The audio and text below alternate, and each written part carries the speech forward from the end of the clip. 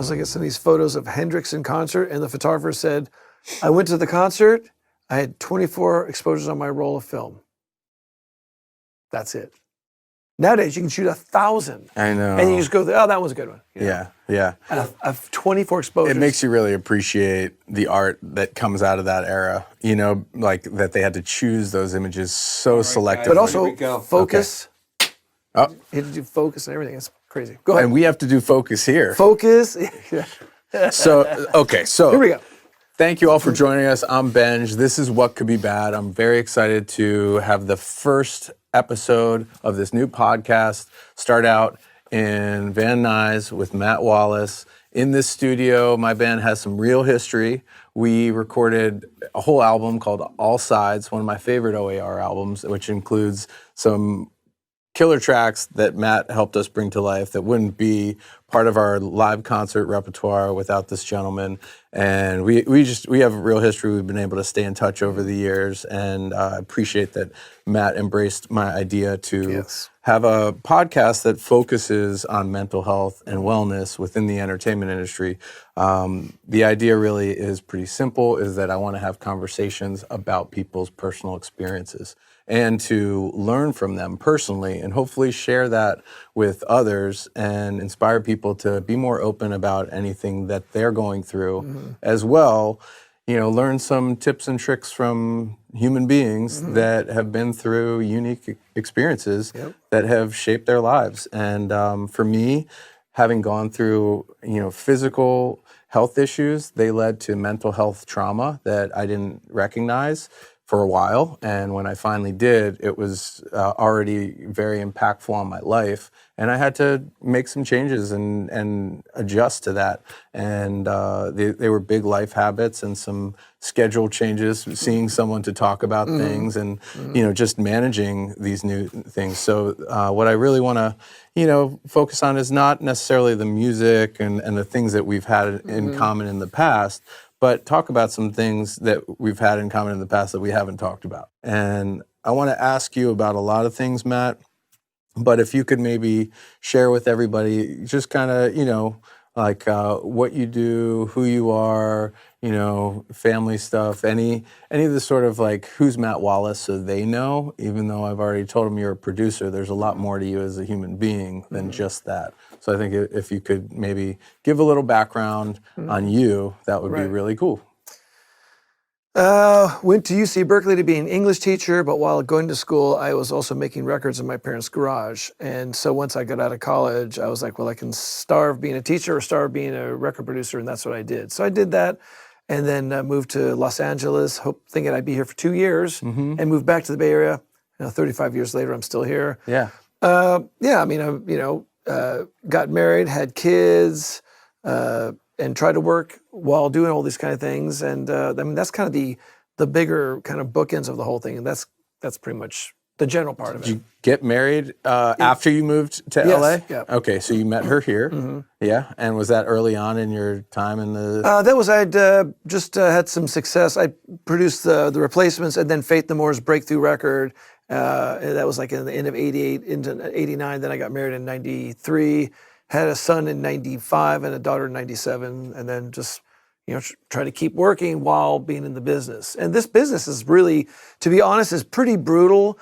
Probably similar to being a touring musician where you're away from the family in a way. Like when you're a producer, you kind of roll in at 11 or noon, then you don't go home till midnight. So I had a lot of peers who did not see their families till Sundays. That had a real effect on your family life?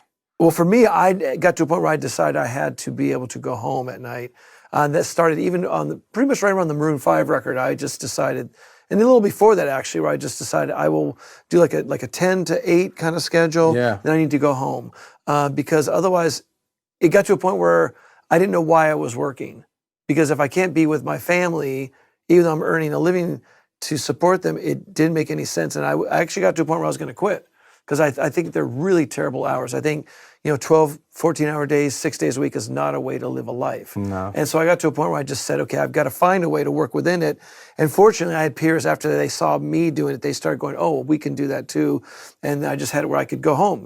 That's why I would work with an engineer and say, I'm going to go home for dinner. I'll come back later. Or we're at 8 o'clock. We're done. You guys can keep working, but I got to go tuck my kids in. Because otherwise, those are beautiful moments that I had because I could read to my kids at night and tuck them into bed. And that was, to me, it became essential. I can appreciate that, being a new father. Yes. Like imagining not having any of that is really difficult. Knowing what it's like when I don't have it and I'm on tour is already challenging enough personally. Yes. Was there like a specific moment in that when you decided to switch your schedule and to like something that triggered you to know it was healthier for you to spend more time with your family and change your work schedule? I think it was just, there's a number of things. One, I just saw life going by, and it was great to make records, but those things aren't going to resonate as long for me as having a child and trying to help with them with their lives. I still invest myself into the records very much, 100%, but I also had to find a way to, like bands go, let's work 24 hours a day for 3 months. It's like, well, for you guys, that's great. But if I do that with your band and every band, I don't get to have a life. I don't get to see my family, or if I was, dating or wanted to see friends, I couldn't do any of that stuff. And I got to a point where I did not want to give up that part of my life.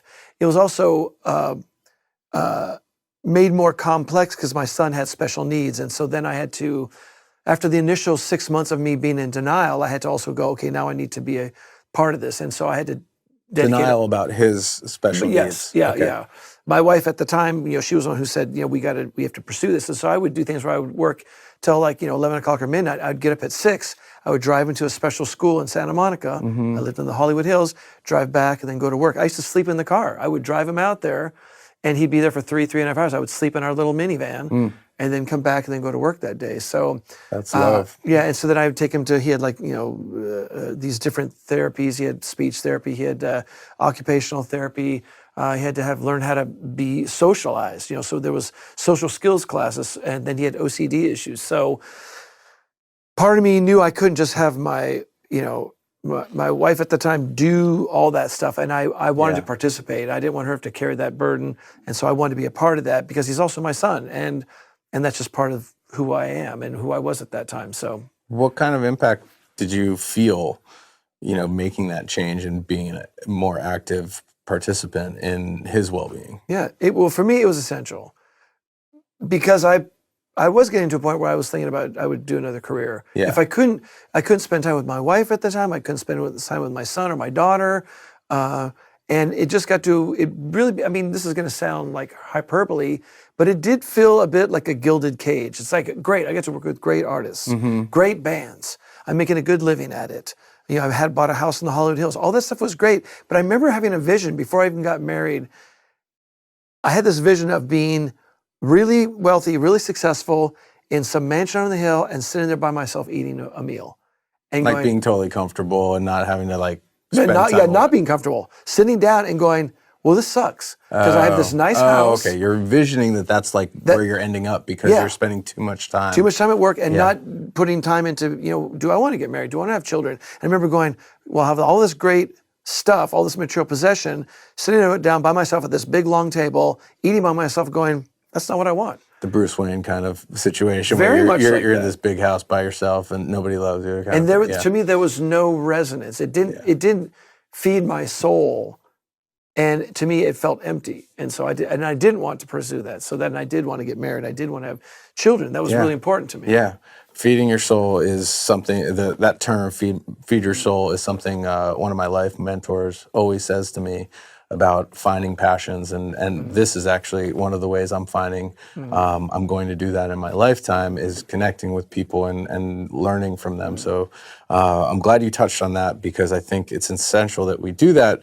What you were talking about before, like the industry pressure of, the expectations of artists and labels of pumping things out, that's what was driving you to, feel the need to stay here and work, right? So turning that off, did you find that the industry then turned you down, turned the volume on Matt Wallace down, of wanting to work with you or anything like that? Or was it just like, because there's less supply of Matt, the demand for Matt goes up? How did that play together as you made your shift into choosing to be more present for your family? Right.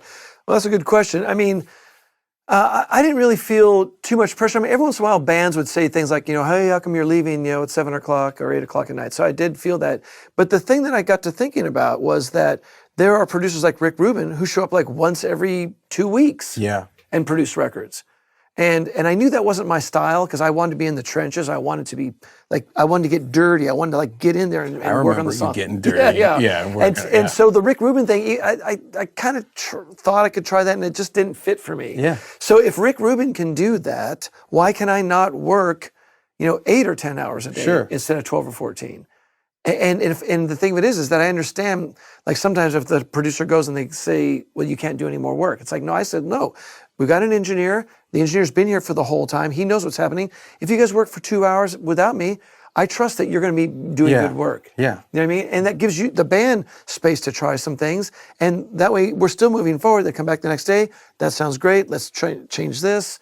So to me, it's just a more humanist approach because otherwise it's really brutal. Sounds like it affected your workflow in a positive way because it allowed you to, have the piece you needed at home, or maybe it wasn't as much piece as you would want. It sounds like it was very challenging. I'd like to talk about that too. Yeah. But as far as the work goes, it enabled you to set it up in a way that really changed your workflow in a positive way by, allowing you to really focus your time in here and work with an engineer who might then extrapolate on the ideas that you guys have all discovered all day long, get a few more recordings of those, which when you're making a record, tracking, I don't know if people out there recognize how involved tracking can be and how much time you're not, unless you record everybody at the same time and do a live track of the song, you are literally playing the song over and over, and there's usually multiple takes of each track. And 24 tracks at a minimum for most, songs you're going to work on. So that's a whole lot of time involved to make one song, let alone one album. And I mean, preferably you would be working on albums, not, so that's a whole lot of time that you have to put into being in the studio and working.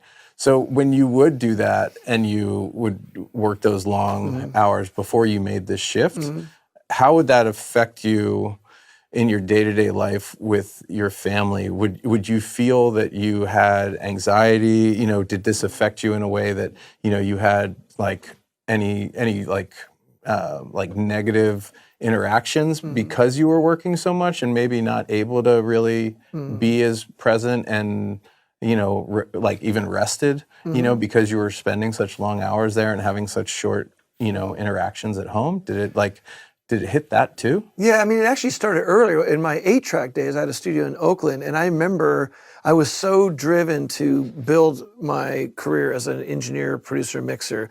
And I remember even back then, when I was in my 23, 24, 25 years old, where friends would go out and do stuff and go, hey, you want to come with us to do this or that? And I'd be like, I can't, I'm working on a record. And I remember they just eventually stopped calling because I was always going to say I'm working. And so I did for a time when I first moved to LA and started working. After I did the long hours, I got to a point where I realized that there was a lot of wasted time in making records. People show up at noon, and then they order lunch, and then you work, and then you eat dinner. Then usually anything recorded after dinner usually doesn't fly. Yeah, it doesn't fly. Yeah. And so I did for a number of years. I did have a situation where I had bands. I go, look, you're going to show up at 10 a.m. You're going to have breakfast in your stomach. Yeah. And we're going to work, and we're going to stop. We'll have a late lunch, but we're out of here at 8 o'clock at night. Yeah. Oh man, why? It's like, because I want to see my friends and family, and you guys want to do things too. And it's interesting, you can still make records like that. If you get in there and you just focus and work, it's not a problem. And you have to be ready. You have to be prepared. Yeah. And I think that's a thing where, that artist to artist is very difficult. And I mean, speaking to our experience when we were recording, I mean, there were songs that day to day, like a song like what was Vancouver Jam turned into This Town. And it was something like we had to piece it together. You had to piece it together, really, and find these threads and Mark coming up with a new chorus. I think a lot of it is like, it's just that focus and that time. But I think to your point, if you're exhausting yourself, it doesn't help. If you're working in a time where it's not a productive time of day for most artists, like that's not going to help the creative process. That's true. And another thing that people don't realize that I think what happens with bands and artists, if you just work all the time and you don't have time off, there's no time for your body to kind of just sit and take things in. And I think you get to a point in time where you don't even know what you're singing about anymore because you haven't even experienced any life to come back and go, hey, this is what happened to me. And just like farmers, they do this thing where they let the field lay fallow. You just let it sit for a minute and you let it rejuvenate, then you start farming it again. And I think that if you just keep on the treadmill, you run out of things to sing about because all you're doing is working. And you need to like live life, go have some failed relationships, do some successful things. Yeah. Have issues with your parents or your family or friends, and you come back and you can write about it. And I think that's really important to me. So it seems like an unnatural thing to do in the way the world works right now. Yes. Is to just kind of like sit and be. Yes. It's almost like how people have to like learn how to meditate. It's something I've begun practicing since my health issues because I find that when I do give myself space to just breathe, I can almost feel myself recovering internally from stress, from anxiety. When I realize that everything's like my body knows what to do. It knows how to heal. Yep. It's just sometimes if you keep putting more stresses on top of it, you don't have any of that space, and that's when the growth happens, right? I think that's a big part of what I'm trying to define in this podcast is how people heal. I want to shed light on different methods of doing that. And I think we live in a time and in a culture that it's like you have to push. Yes. And sometimes the pushing actually like doesn't help. You need to be able to be comfortable with yourself and idle and, relaxed at times, even though we live in a world where you have to work hard. For most of us, you have to put the time in, you have to grind. That hustle is a part of American success, I think, for most people, unless you are born with millions of bucks in your pocket and can go do whatever. But that's not us, right? And I want to touch on that aspect of it because I think it's important as like a producer maintaining a long-term career.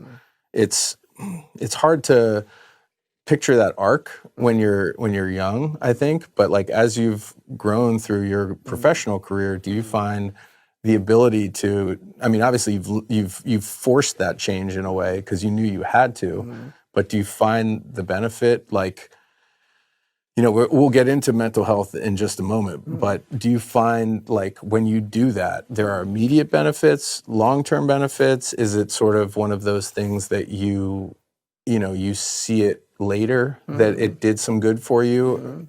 How is it internally when you take a moment to sort of unwind, whether it's outside the studio or even while you're in here? What effect is that having on you internally, let alone in productivity? Right.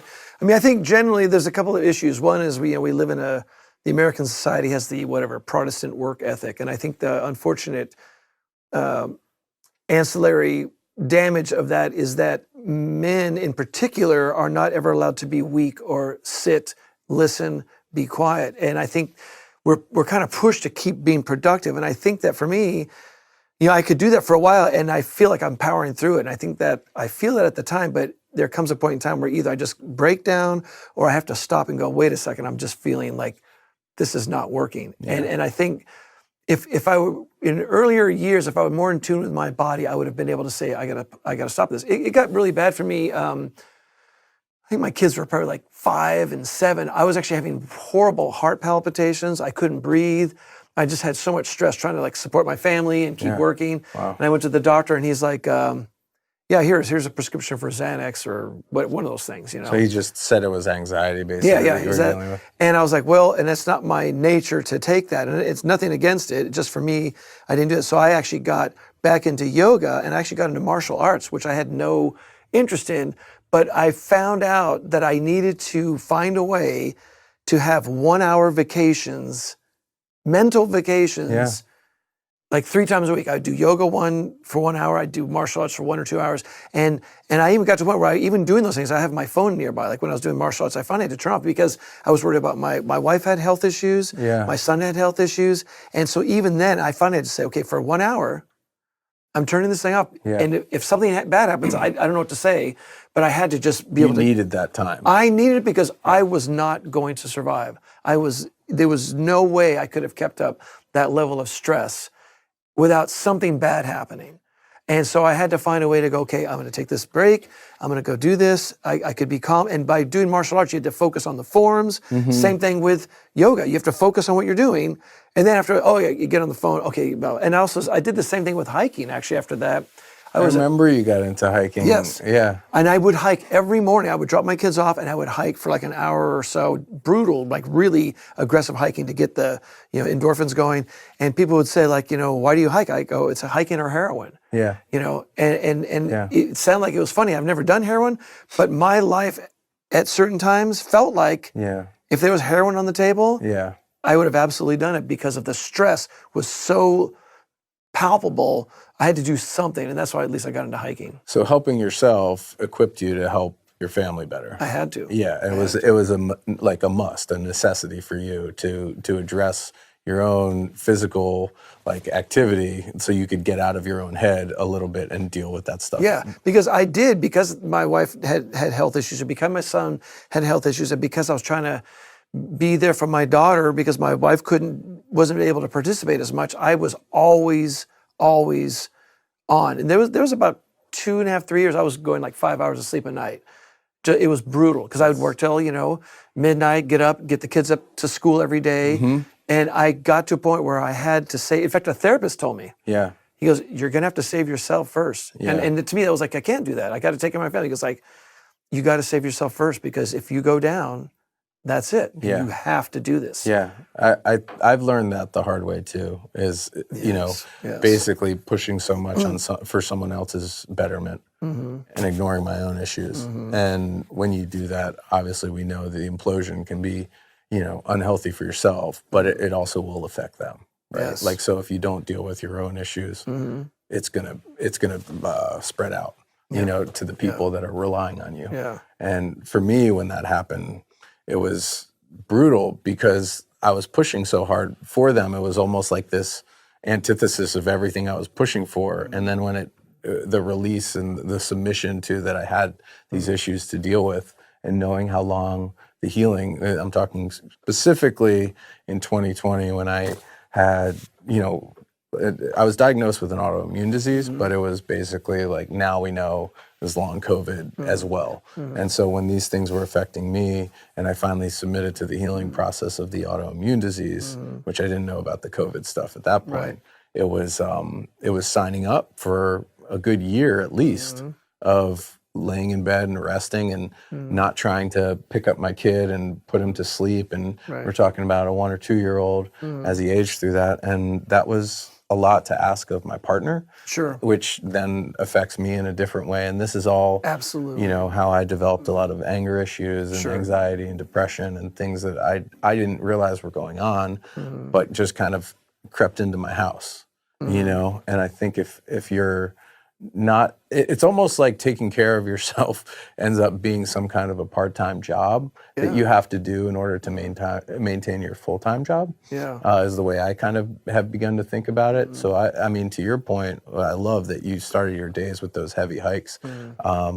I've started my days now with long walks, besides today, because I drove up to Los Angeles to hang out with you, which I'm very happy about. And it's one of those things, though, that I find the centering and the release of the endorphins and all the dopamine my body's getting, all that stuff carries through the day. And when I get back from that walk and I'm feeling somewhat physically spent, I almost have more energy, even though I'm tired. And all right, I'm going to make the kids lunch. I'm going to make my wife breakfast. I'm going to, put a pot of coffee on in case she wants one. What does the kid want to eat for breakfast? How do I get him dressed? Is he what does he need? And then it stops being like anything about what I need, because I've given myself that little piece of the day that I need to really function. I think, sorry to interrupt you, but I just had a thought. Part of the challenges in our society is that for people like you and I, if we're pushing really hard for other people, and this is really, it took me a long time to get my head around this, self-care can feel selfish. Yes. And it's not. And that's the thing, is it took me a long time to get past that. It's like, no, I need to take care of myself so I can ultimately take care of other people. And because if you look at life as a marathon, not a sprint, you need to really stop, nourish yourself, chill, then jump back in the game. So that's very tough. It's very tough to acknowledge that and then pursue it. Yeah, and I think like the acknowledgement is really like just like it's like the first half. You acknowledge it, and then you have to maintain it. You have to keep doing it. You know, you have to like keep being good to yourself and keep reminding yourself that even though you're taking this time, it's helpful to others because then you're correct. Yes. You know, you're in a good space to help them by taking good care of yourself. Absolutely. Over time, do you find it like for you more or less challenging to continue that, to maintain that? Yeah, I mean, to answer your question about how I approach long-term self-care, I think for the most part I've gotten really good at it. I know when I need to take a break. I do walk a lot and I do hike when I can. But I had something happen in December of this last year that I had pushed back feelings about stuff that had happened 3 years prior. Okay. What happened is I had ended up having prostate cancer and had my prostate taken out, and there's all this stuff that happened. And at the time, I just kind of went along business as usual. Yeah. And even my girlfriend just seemed like, yeah, you seem to be fine. And I kept saying, it's not a big deal, blah, blah, blah. And I think what happened is I kept pushing. And then when I was working on a project in Brooklyn in December, all of a sudden, because I had 3 weeks out there where I would work during the day and then I'd come to my hotel at night and just sit there. And it finally, over a course of some days, I realized the impact that operation had on my body, the impact on my long-term health, even though it made me cancer-free, it wasn't without a cost.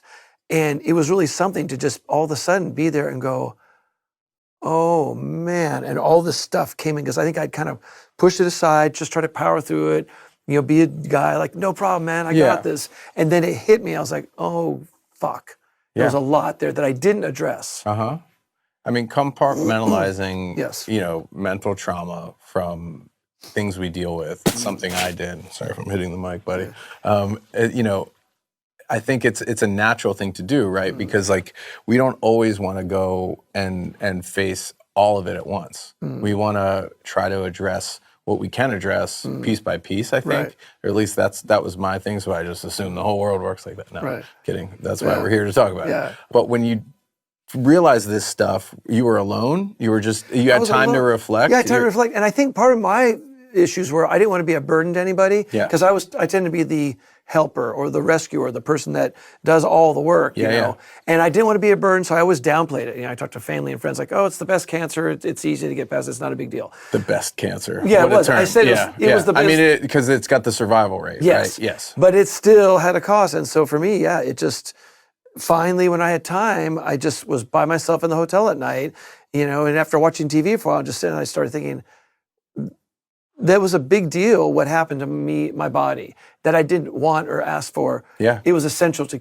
stay cancer-free, but it still had a lot on it. And so, it came back with a vengeance. And I was like, And that was all up here that it came back, you're saying. It did but you're saying also the physical like issues from the surgery. Yeah. Like it basically caused like whatever mental trauma in the time that it happened that you didn't deal with. And then when it came back up, is it emotions? Is it like responses to like physical stimulus? You know what I mean? Like how is that, like what did that manifest as? Well, I had a good year after the surgery. A lot of parts of my body weren't working. Okay. And were not functional, and you don't know if things are going to ever work. And, there's stuff like that. And so that was no fun to go through that.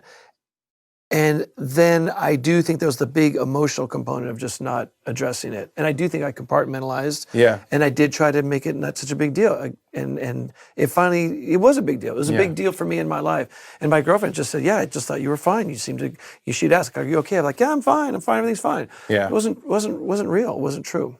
So when you tell someone you're fine and you're not, right? Like we're not hiding it on purpose. I didn't think I wasn't fine. Right, like that's... I thought I was fine. Yeah. until I finally had the moment. I go, oh, here we go. This is what's happening. And you're saying December of 23. 23. And so we're in January No, of or December 22. 22. Okay, I was going to say, because that was only a month ago. No, December of Is it 22. like, how are you doing now?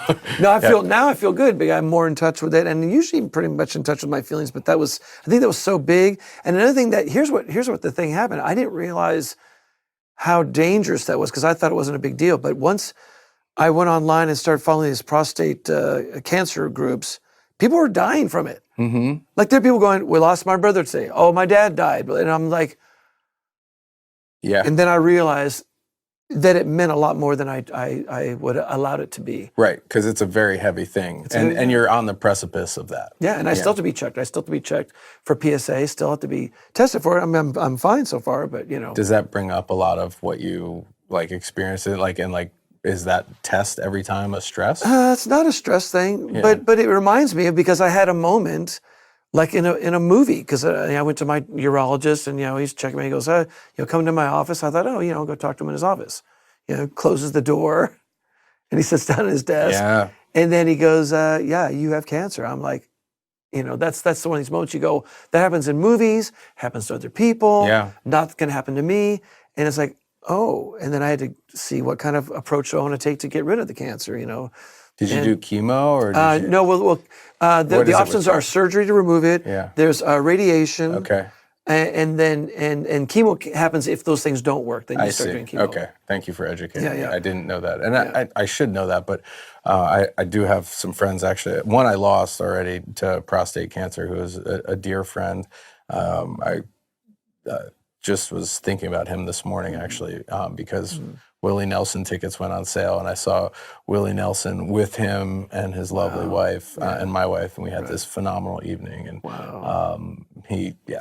anyway, he died from prostate cancer. He passed away from that. Man. And I have another friend who's fighting it right now and having a very hard time. So that affects a lot of men, right? There's these hidden things that can happen in any moment in our lives that we don't think about that can just, completely derail our day to day. Do you feel like your routine now is like what it is in part to avoid further possible, dealings with cancer or of that coming back? Have like your I know your habits changed before you dealt with prostate cancer, but now that you've gone through that, have you almost like doubled down or tried to change even more to avoid any other disease or things? There's not much I can do. They've removed the prostate, so that's not going to get cancer anymore. So that's gone. Okay. And so all I do is I just stay physically healthy. I mean, I've always been physically, whether it's mountain biking or hiking and things like that. And I've done grueling hikes, like just whether it's the Grand Canyon or Mount Whitney and things like that. Just to try to stay in shape as I get older. That's it. And now I walk every morning about 4.5 to 5 miles. And my girlfriend and I walked 1,250 miles last year in 2023. What? That is a ton. 1,200. That's a lot Does of that miles. like average out? I mean, That's like 365 days a year. So yeah, we walked like probably 5 days a week, 6 days a week. Initially, we were a smattering. Then we were walking like 7 days a week, 7 days a week. Where do you find yourself going? Do you try to get like out of the city and do like nature hikes, or I like to do that. No, because we live in West Hollywood, so we just go to Beverly Hills. We just walk this. We have kind of this path. You have a we route, do. yeah. But we just do. We do 5 miles, and it just. It's important, one, just to stay physically moving, and also we get to connect for an hour and a half and talk, and that's really, really lovely. We get to resolve things, and, Is your relationship able to kind of be a source of somewhat of therapy? This is a really healing relationship, and, having been married for like almost 28 years, and there were a lot of challenges in that. Just having a special needs child will definitely affect how strong a husband and wife relationship can be. Raising children, all that stuff can impact it. And so now I've got a great relationship. Part of it's because there's less stressors, but also I found out that if you find the right person and if you learn to argue or communicate in the right way, it's actually amazing. And the Yeah. thing that I learned is in the past, it was always like, it'd be two people going, you're at fault. No, it's your fault. It's your fault. Well, with my partner, she and I, there's an outside third entity that we both say that's the issue. So what that means is that we both kind of join forces to address that issue. Oh, our communication's bad? Let's work on our communication. It's not like you're a bad communicator. Yeah. It's like our communication isn't working. And then we go, oh, let's both aim at that. And I find that if you can argue effectively and communicate effectively, what happens is you get past the hard stuff, and then it's actually really nice. Like I don't like growth. I don't like going to therapy. I don't like having to put my time and energy into it. But I like the person I become after each time. Yeah. And when my partner and I would talk about certain things, we actually get closer. Yeah. And I feel like, and so for me now, if we're gonna have an argument, I want to get to the good stuff on the other side of the argument. Right. That's the goal. That's the goal. So it's like, okay, let's get in there. I don't like to have these heavy discussions. I don't want to talk about feelings. I hate that stuff. But I want to get to the good stuff on the other side. When we get a little closer, I'm a better version of myself. Yeah. Yeah. And you learn how to support what they're going for too in that process. Yes. Yeah. And that's something I'm trying to work on through this too. Personally, is like, I know I need to be a better partner. I'm not the best listener. I'm trying to, be that for my wife, especially with her career. Right. She's got a lot of stress in that. And when she gets home, like, I need to be able to sometimes not even respond. I feel like that's like one of the harder things as a partner is like, sometimes your job is not to respond to things. Your job is to really just listen, and I think, like you, I'm kind of like, I'm a fixer. Yes. Like I want to try to help. I want to give my 2 cents too often. Right. And my wife's going to see this in whatever amount of time and be like, how come you don't act like that if you know it? Because I think we're just who we are, right? And it's like, it takes practice to adjust these big parts of ourselves that we're, ingrained with over these decades, right? It's true. And it's hard to. But I think the motivation of that, like you're saying, knowing that there's the other side, that there's that goal that you want to be the better version of yourself is a driving force.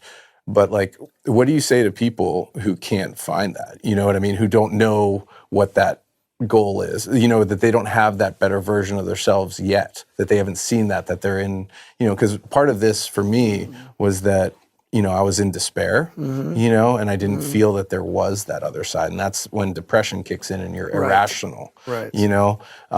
Right.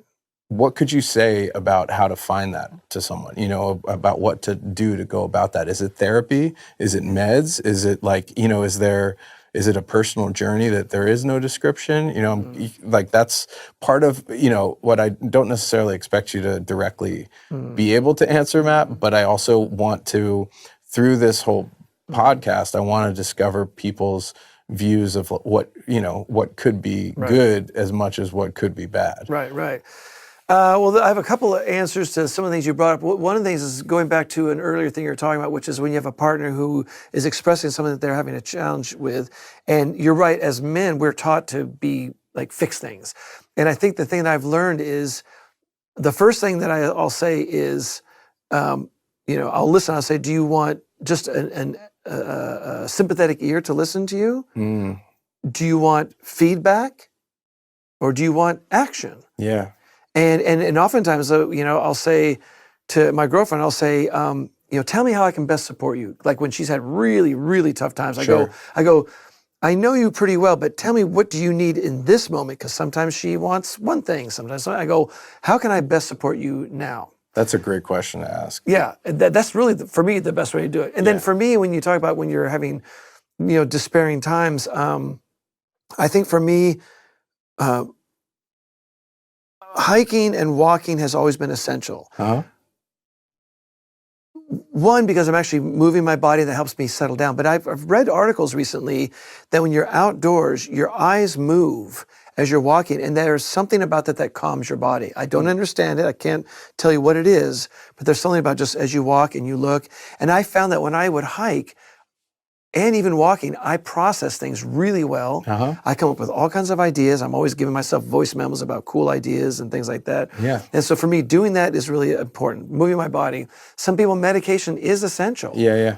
And it hasn't been my story yet, might be one day, but I know family members and friends that medication has been essential Yeah. to keep going. Yeah. And so, and therapy, I have to say, therapy has been incredible tool to, one, survive at times, and then to ultimately thrive. Yeah. And having somebody whose only interest is to help you, which is different than a friend talking to you, because friends are always going to have their own ideas, like they don't like your girlfriend or they don't like this or that. But a therapist is like, okay, look, here's what you're doing that's not working for you. Here's what you should think about trying. Yeah. And it's a very objective exchange in that capacity. Yeah.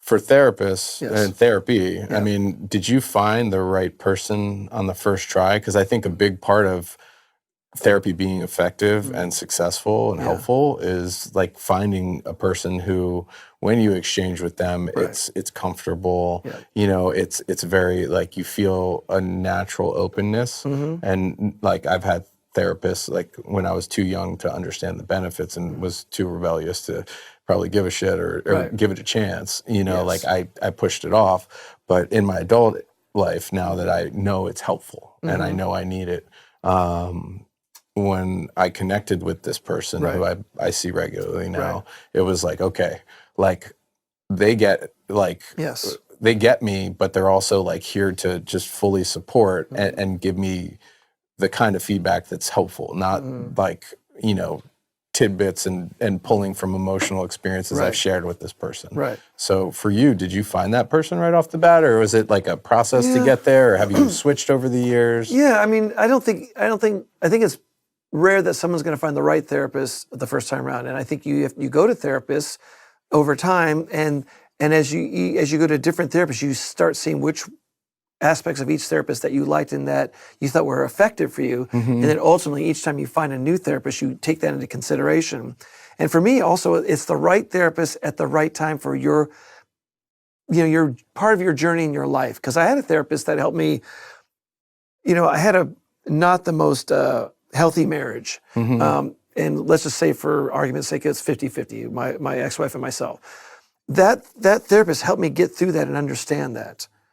And that was essential for me to be able to grow and to realize this isn't really healthy for both of us. It's time for me to move on.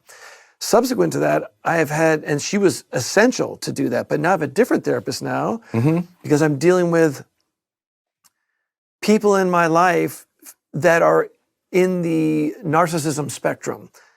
And my previous therapist didn't really understand that part of it. She didn't have a strength in that. This new therapist has lived it. She had a narcissistic parent. She studied this stuff. So now when I deal with her, she's like, okay, here's what's going on. Here's what you have to work on. Because there are people that I'm still very close to that have these traits that I have to be able to work with and live with. Yeah, that speaks to me in like that people really need to make sure the therapist they have is right for their circumstance, for whatever they're going through, because it's possible that they're a great therapist and they've helped them before, but sometimes the needs change. Yeah, and it's important to make sure you're addressing, you know, what your needs are and not just seeing someone to just spit stuff out. Yeah. It's like the response is key. The way that you process from what they give you is key. And that might not be as on point if it's, you know, like an unrelated, you know, I guess, experiential level. Right. You know, that's a key part of the therapy success. Yeah. In fact, I had interviewed a couple of different therapists before I ended up with this therapist. And one was absolutely the wrong therapist. He did not get it at all. When I said, here's my situation, here's what's going on, this is why it's challenging. And the suggestions he made were the ones that are just not, no, that's not right. And because I had read a bunch about this stuff, and there's some therapists online who speak very eloquently about narcissistic traits. And this one therapist I was talking to was like, no, that's not going to, no, these aren't. And so I knew that was the wrong therapist. Yeah. And his office even called like, hey, you going to book a time? I say, no, I'm still looking for the right fit. Yeah. So how did you know the one that you landed on felt right or was right? Was it just a feeling, or was it their experience and what you wanted to talk about and like where you were at? Was it a combination? It was a combination of those things. And I think all those things you take into account. And as you have your first couple of sessions, then you see if you can start building on it. Like, oh, my instinct was right. She understands this, and she understands my situation. And then, you know, to me, every early on therapy, the therapist, it's not guaranteed you're going to see them the next time because you're not sure yet. And after you kind of go a few times, you go, okay, yes, this person, I trust them. And that's the thing. It's really about trust that someone's going to kind of move you in the right direction, because you can have bad therapists too that can make things worse. Yeah. I could picture that. Fortunately, I haven't, I think, gone through that, but I've heard stories of like judgy therapists is one way I've been told about it. Doesn't seem like the job description to me that someone would be in that vein, but I'm sure it happens. Yeah, and early on, I had a therapist when I first came to LA. I was trying to really deal with, I kept kind of picking the wrong kind of women in my life, and I ended up with a therapist who subsequently I found out that he was actually working out his own issues with autonomy through me. And so he was giving me advice that honestly wasn't helpful to me, and it did not benefit me. And I think it was more about what he was going through. But I didn't know that at the time. I was, young. I was like 28 at the time. And Did you bill him later? yeah, I did. I did bail. No, did you bill him? Yeah, I should have billed him. Yeah, there came a point in time where he said, I could have, I guess, at some point in time sued or whatever, and I just moved on. Yeah. But it was interesting to, you just live and learn. And sometimes I think the thing that's really frustrating as a human being is that sometimes you really are in desperate situations, dire, and you feel despondent, and you really need help.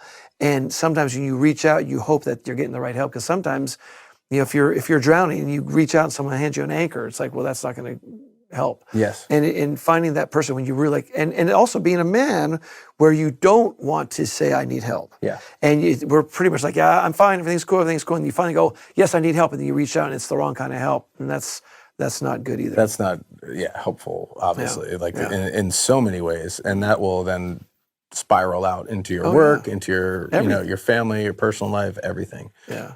How much benefit do you think it spreads in your work to have gotten these things right? To like kind of learn the management, the management strategy, right? And like how to give yourself space. How to talk to someone now that is the right kind of person to talk to. Have you seen a true difference in sort of like your personal relationships, your work relationships? Has it been able to grow, and has it fostered a better, I guess, like well-being for you as a human? Like, is it really changed things for you? Yeah, I think so. I mean, it's not been like really noticeable. Like, I haven't had any like really moments where these big blips, but I think over time I've seen an improvement on and how I relate with artists. I think. Yeah, you know what? Actually, I think that's a good question. Yes, there was about a decade where I think I made really safe records. I think I always, got things under budget and on time, and I think that was really important to me. And I think once I got more of a sense of self and I felt more comfortable with who I am, and I felt like I had something to really contribute, I did start to feel more relaxed and able to really pull things out of people. And in fact, one of the things I really noticed was I felt like on working on the O.A.R. record, All Sides, that was to me where I was on a real upswing, where I really was starting to get a sense of who I was as a person and what I could really bring to the table. And it really started kind of coalesce and come into focus then. Like, okay, I started to trust myself. I started to strip away all the kind of neurotic thinking, all the not healthy thinking. That started to kind of peel away. And I became kind of more my authentic self in a way. Yeah. And I was just able to kind of go, no, I think we should try this or try that. And I think also you become less defensive as you get healthier. I think you can take input easier. Yeah. And you don't take it personally. Like when someone goes, hey, when you do that, it's kind of like annoying, like, oh, well, let me think about that. And I think once you peel that stuff away and all your hurt, and then you finally become a more human being, and you're able to really interact in a more genuine way. Yeah. And then all this like artifice and all this stuff that is more defensive stuff goes away, and now you can just be a human.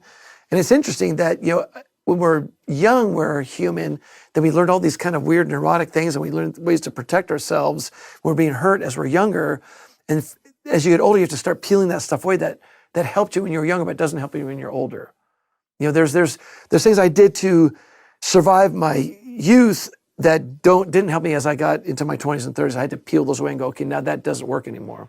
And that's pretty common, I think, with a lot of people. Yeah, as we find out who our authentic selves are, and we learn to let that be, and we're comfortable with it, and we're not trying to like step out of ourselves to be this thing we thought we wanted to be. Right. It really enhances the ability to do what we want and be who we are. Yeah. I found that when we worked together, you always had a vision. You know, you always had a clear direction. You know, and it wasn't always immediate. There was work involved. You know, there was like, I do remember, like we've talked about prior to meeting up for this recording, you know, that you would leave and almost like meditate on the moment of where the song was at, structure wise and writing wise, and try to envision where you wanted it to go. Do you think having sound mind, you know, and having a clear head enables just generally people to what's the best way to ask this? Like by having a clear mind, do you think that you're able to, you know, create your best work in that sense? Like, are you able to see where you want a piece of music to go? Whereas if your mind is crowded, if it's busy, you know, you have a blockage, you know, because there's too much noise. Do you find that it's more singularly able to focus, you know, which to me is also like an analogy for just, you know, doing well, but like, you know, being okay and having, you know, like, you know, good mental health. But like, is it essential to that? You know, do you think it's ingrained in getting there? Yeah, I think so. I mean, I think there's two answers. One is I think your youthful angst and all that energy is what propels you forward to even try things, like to join a band or to be a record producer. You just have this like angst and energy. You go, yeah, I'm going to do this. And you don't even think about, can you support yourself doing this? You just like, I'm going to do it. Yeah. So I think that kind of energy is really important early on.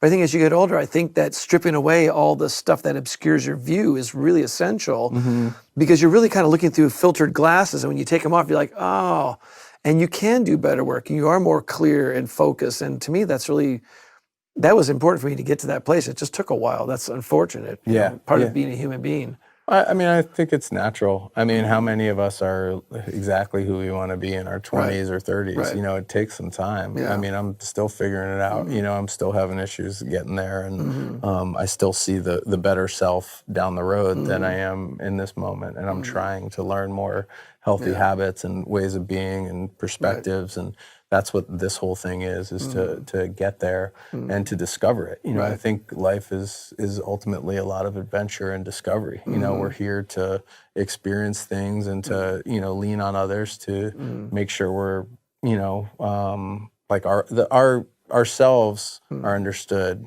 through reflection, right? And to me, it's not only self-reflection, but it's the reflection of, you know, how someone will see you and express that back to you. And now that you're at this point where, you know, you've had a very successful career and you're not done. I know that you're doing amazing things with Atmos and, you know, mixing incredible records, but you're still producing, you're still alive and kicking and like working all over the country, you know, which I admire very much. And I hope I'm still doing it, you know, in a number of years as well. That's the goal. But like you staying healthy and you know, being like this obviously is keeping you going in this industry. But how is it now with all of these years of better habits and living in this new light? How is it for your relationships with your family? I know now you have a healthy relationship, you know, with your girlfriend, with your children. Has it improved? You know, even I'm curious with your ex, have you guys become on better terms now that you've made big moves to not be a couple, but you're still obviously a part of each other's lives through your children and what you've shared in your lifetimes? Yeah, I wish that things were better with my ex. There's a lot of issues there, so that's still been kind of challenging. Yeah, But my kids, absolutely. And one of the things that I've stumbled upon as a father, which is still a miracle to me, and that is whenever I would do something that wasn't my higher or better self, I would say to my kids, you know, I go, hey, I'm really sorry. I wasn't the best version. I wasn't the best dad I could be at that moment. And I'm sorry about that. And I'm going to try to do better tomorrow. And that's not, I don't know how I learned that, but to me it was important to own your shit. Yes. And I feel if my kids could see that the all-knowing parent could go, yeah, I really messed that up, you know. And you can own it, that's great. Yeah. Because then they can do that same thing too. And I know that I'm not infallible. I mean, I know that as a producer or as a parent or as a partner, I'm not infallible, and I'm open to like, oh, I need some course correction. Yeah. And so I did that with my kids. And I think back to your idea of the mirror is the most important thing that we as humans need, whether it's our romantic partner, whether it's our children, whether it's our friends, because you can live by yourself and you can be the biggest asshole. Doesn't matter because no one's going to tell you. Yeah. But when you have a partner and they go, you're Being a dick. you're being a dick. Yeah. And you go, and if the relationship's important, Yes. you'll listen. And go, what do you mean by that? Yeah. How am I a dick? Oh, okay. All right. Let me think about that. Yeah. And to me, that's the thing I've said with my kids and with my girlfriend. It's like, I hear what you're saying. Let me think about that and see if I can do it better. Let me see if I can do a better approach to that. And that to me is the only thing there's to do on this earth. And I've said this, people think I'm being facetious. The only thing to do on earth is to learn and to love. Everything else doesn't mean anything. Yeah. Cars, boats, money, houses, doesn't mean anything.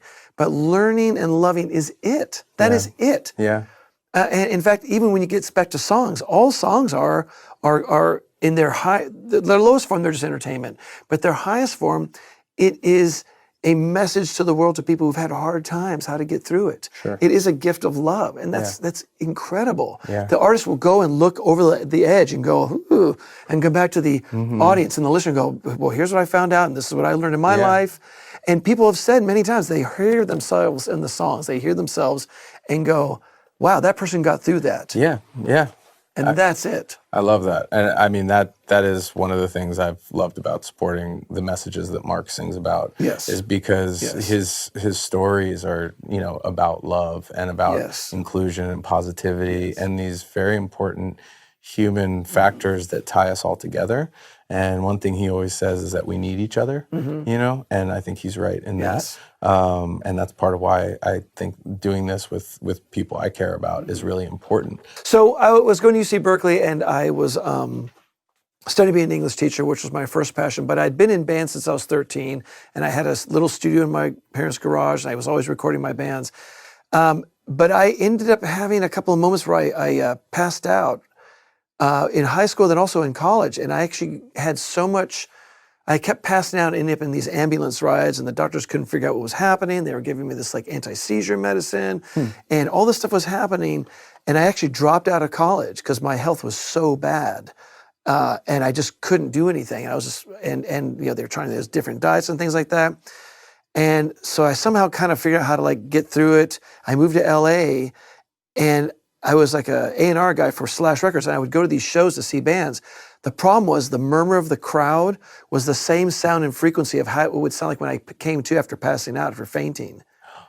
And so I had to go to these shows. I was white knuckling through these shows, like watching this band, like, okay. Wow. Like, oh shit. I'd walk outside, breathe, deep breaths, would go back in and do this thing. And I found it was panic attacks, anxiety and panic attacks. But this was at a time they didn't know what they were. Yeah. And I was having just horrible panic attacks, just like I thought I was going to die. I was like, Triggered by the frequency of the audience. Well, later that's what's, but when I was younger, because I ended up fainting when I was like in high school. I passed out and I didn't come to till I was in the ambulance. My parents found me, I was unconscious, but it was just like horrible grinding anxiety and panic attacks, and nobody knew what they were. And I was going to school I'd try to like hang in there just to get through school. And then over years, I learned how to deal with them. But I moved to LA, and I was having these things where it was still kind of happening. Then eventually, they kind of went by the wayside. I knew how to manage them, but oof. So back then, I mean, there wasn't like any treatment for that kind of stuff at all. They didn't understand. They didn't understand it because my dad would keep saying, "Just relax." It's like, oh.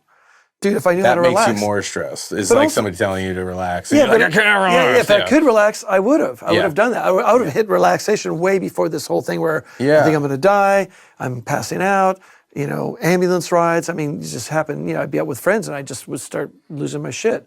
So, but that was like anxiety. And so, because I learned how to do that, this guy, Tim Pagnotta, who's also now a songwriter and was in this band Sugar Cult, I had told him this story. So when he was on tour, he used to call me from payphones. Oh my God, dude, I'm having a fucking panic attack. What do I do? Okay, well, here's what I did. Yeah. Try doing this, try breathing, try to focus on these other things. But it was just because of experience, like just your experience.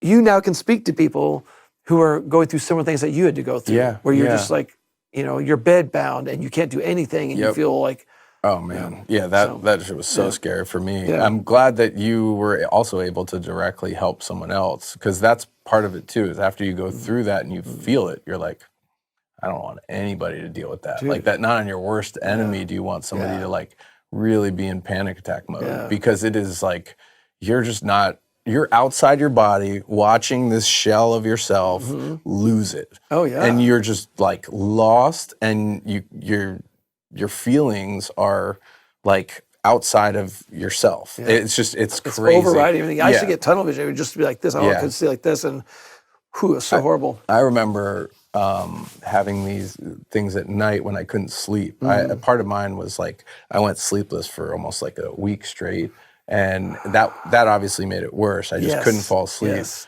But I remember walking around my house at night and trying not to make noise, but like talking to myself of like, okay, you're not going to make noise tonight, and I was like, okay, this is what like a person who's spirals. completely lost does, or so, like sadly, like someone who may not have a home would do, and like in the streets, you hear those people talking, and I was like, what's happening to me? And it's interesting to imagine going through that in a time where there was no identification of what that was.